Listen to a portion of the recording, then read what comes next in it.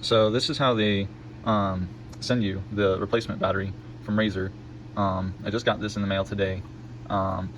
So it's an official RSF650 battery from Razor. This is the replacement that they send you. I called them and I said, I don't really want to send the whole bike back. I just want the battery. So they sent me the battery. This is how they send it. And I just pulled this right out of the box. So they already send it wired and everything. I was assuming that they were just going to send me, 3 12-volt batteries, and then I was going to have to figure out how to wire them together because they have this like wax seal thing on them, and on the bike that's how it is too. So I was like, shit, like I don't really want to have to, undo that and then redo it or go buy parts for it. But they send it to you already wired, so it's all good. So yeah, I'm just gonna pretty much get this out of the box. I'm recording with one hand here, and then we're pretty much just gonna get this ready to go. I'll make another snap when I'm down at the bike, and we can get the fairing off and try to get the old battery out and get these ones in.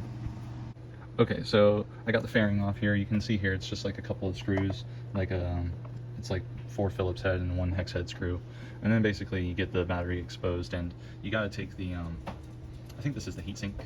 You got to take this off, or it might be the battery management system. Either way, you got to take this off. It's mounted onto a bracket right there, and then you got to disconnect the battery, of course, and don't mess with any of that other shit, otherwise you're gonna have a fun time trying to reconnect it all. And then basically I was thinking about testing all these batteries and then seeing if I could find the one that's wrong and then maybe save the other ones, but we'll see about that. And then to get this off, it's just the 2 bolts right there that hold the top battery to the lower 2, and then these 2 bolts, one here, one in the back, that one, hold the lower 2 batteries to the bike frame itself. So I'll get those off, and then I'll make another cut, and then I'll show the bike without the battery, and then I'll put the new batteries in. Alright, so I didn't get a video with the battery off, but it's pretty self-explanatory. The point is basically something that's more important is if you put this thing in backwards, it only really works one way. So if you put it in backwards, you're going to have to take it back out and then re-put it back in. Also, you got to make sure that you have the right battery on top. The one that goes on top is the one that leads to the connection piece. You also have to like bend those 2 middle wires out of the way that have the connector between them.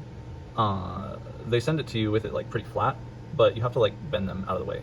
So anyway, you gotta do that. And then the other thing you gotta make sure is that if you put this thing in backwards, it won't have anything to screw into with the other end. So one of these ends is threaded and then like the other one isn't. So you gotta make sure that the non-threaded end is forward and the threaded end is to the rear. Then beyond that, I'm just gonna put the fairing back on and probably call it good.